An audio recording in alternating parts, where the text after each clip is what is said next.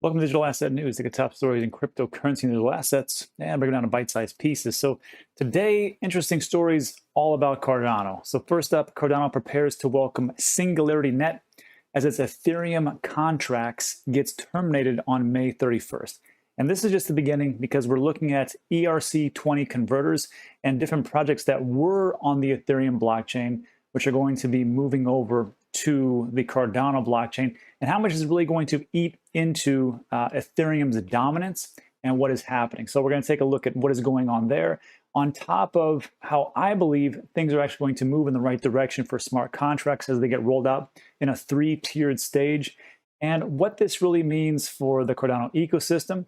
We're going to be taking a look at a lot of those over the next coming weeks over on Dan Cliff's. And finally, the reason why they're doing this so delicately and in a step-by-step fashion is because of fraud and different hiccups and problems that happen in the DeFi space in general, as far as smart contracts and people losing their money. So we'll take a look at all that, but first let's take a look at what's going on in the market. So before we start, as you may see, that we are in a lovely, nice demoed home here. It's one of our investment properties, and we're back in Houston for a bit to get some things done over here as we turn a property around and see what we can do and all that great stuff, which is just a fantastic part about, getting into investment properties, short-term rentals and things like that. So one of these days I'll do a more in-depth video about it. I've already done one before, but this is just what we like to do, and here we are. So anyhow, doesn't really matter. This is what's going on in the market. That's what everybody cares about. So right now we're at 1.48 trillion, and like we talked about yesterday, it's going to be either it's going to go sideways, a little bit of bumps up and down, and we're going to see some different things happening as far as just sideways action. And in my personal opinion, this is where all the money's made. All the money is made when it's boring. Everybody's like, forget it, I don't want to do anything with this. And they just kind of get out because they don't want to, it's not sexy. It's not really, glamorous to as things are moving sideways. But this is when you do things like, look, if you would have invested back when I was investing in 2018, when everything dropped down 80%, you'd be loaded right now. So this is not investment advice. This is just investment opinion. I can only tell you what I've done. And it's not for everybody. That's all I can tell you. But if you have the gumption, I guess is is probably a better term than that. But to get into this, then here is what it's all about. And these are the times that I live for, actually. So anyhow, Bitcoin is down. Everything's down. It's all down. That's just what it is. And we've seen these dips. This will be the fourth dip.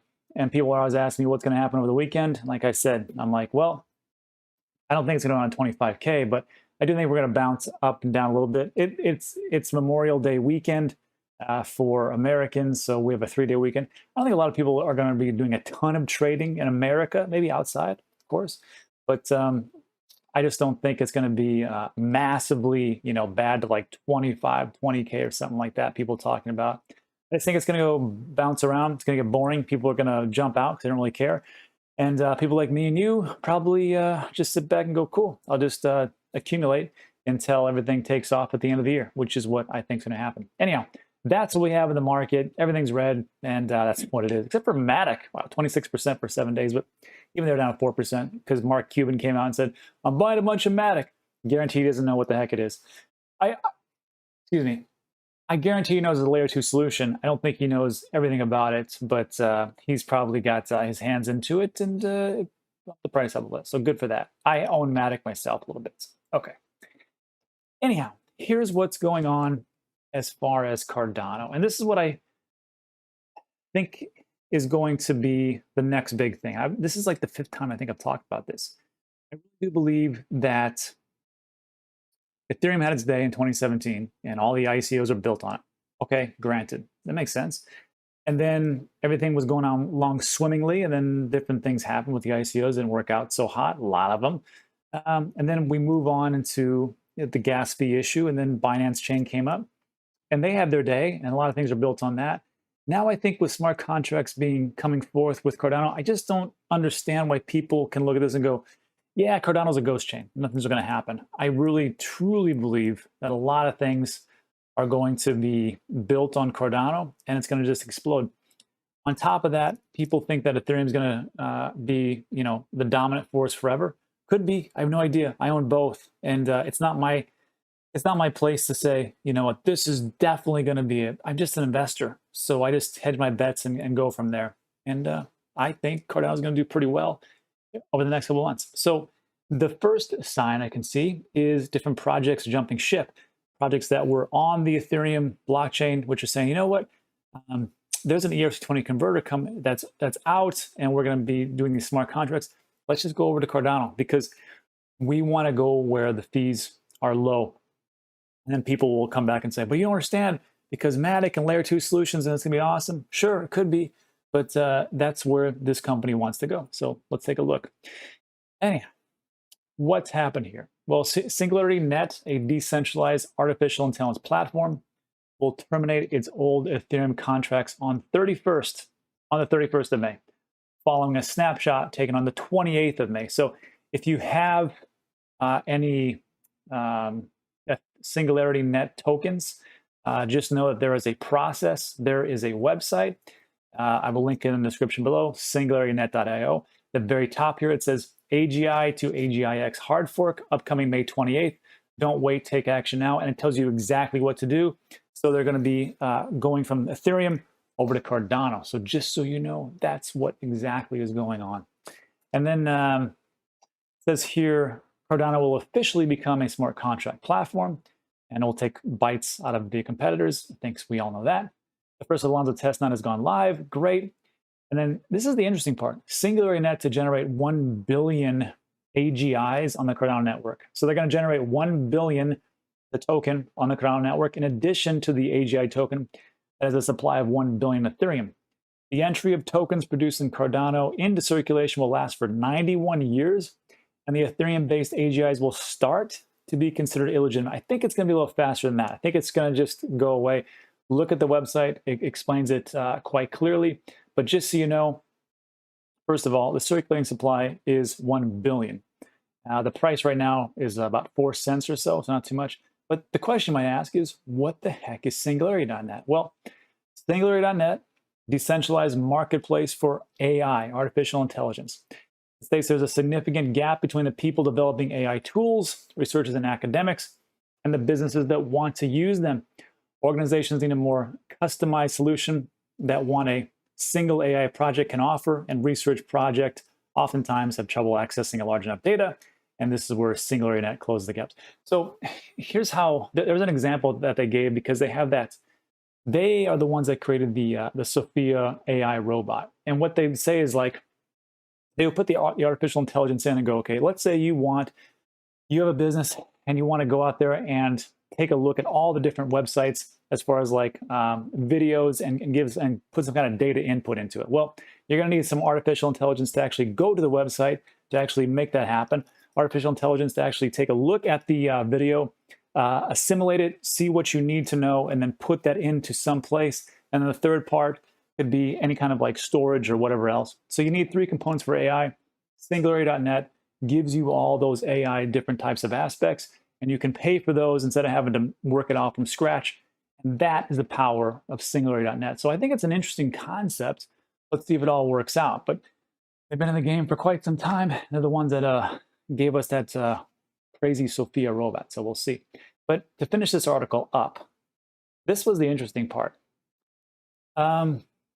CEO of Singularity.net, Ben Gortzel, said, "We are updating our old SingularityNET platform to SingularityNET Phase 2.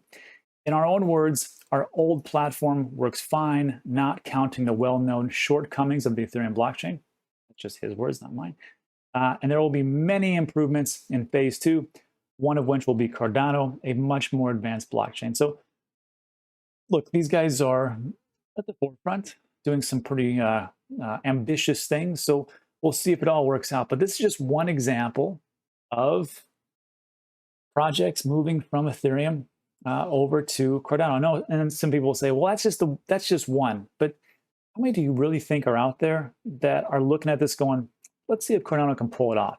Let's see if Ethereum can actually make Ethereum 2.0 work. Because there is a big dichotomy between a programmer and what they do and a business owner and what they do. Me personally, I'm not a programmer, but I'm a business owner.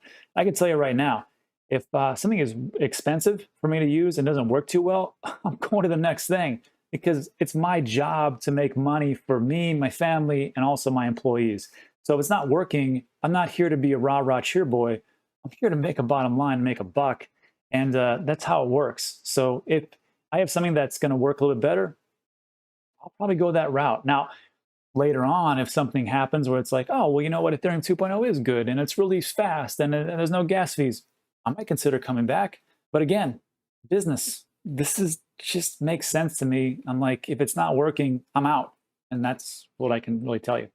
Anyhow, let me know what you think about that in the comments section. And this kind of leads me to my next point, which is about the Alonzo rollout plan. So just so you know, they've already got their testnet live. Alonzo is when everything comes in as far as smart contracts, and it's going to be staggered. And I was always critical about Cardano because they take so damn long. But in all honesty, it's great that they do these things because they can kind of test what's going on and make sure things actually work. And they're going to go all the way from June, July, August, and then in August is pretty much where it's just a done deal. September is just kind of like working out a little bit of the kinks, but they're going to get the stake pool providers, which DNews.crypto.com. We are part of those SPOs, so you can stake your Cardano.